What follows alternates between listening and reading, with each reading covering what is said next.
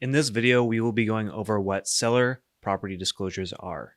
My name is William Singh. I'm a local real estate agent in the Portland, Oregon area. Now let's dive right into it.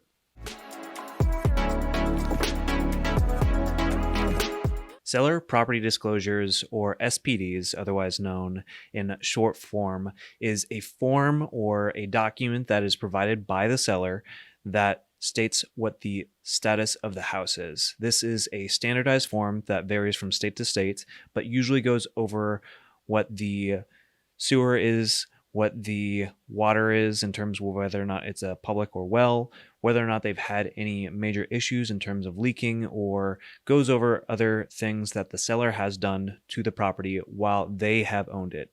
I want to make this distinction very clear of the fact that it's based off of when they have owned it, or if there are potentially anything else that they know of while they've been living in that house. So with this in mind, it is a very important document to review when you are in the process of buying. You usually have about 5 business days from the mutual agreement to review all of these and make sure that if there's anything that comes up that you're like, hey, what about this, is to ask questions during that time period. Once you've gotten past that, you lose the contingency to pull out from that deal based off of the seller property disclosures. So with this document, you also want to understand that it is in the seller's best interest to make sure that they are honest with you, because of the fact that if they disclose something saying that this is not true, or in reality, when it is actually true, it is a liability for them, because you can potentially come after them after the home is closed for being fraudulent or not being truthful in this sense.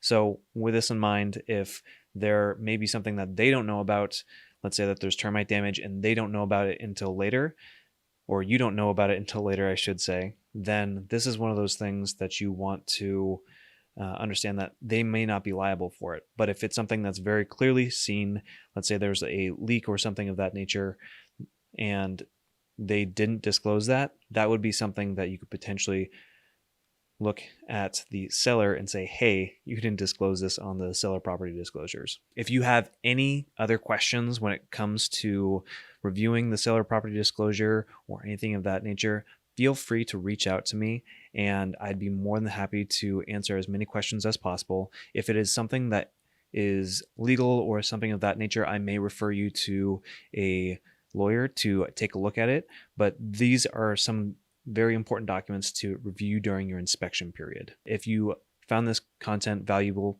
please like and subscribe, and thank you very much for watching.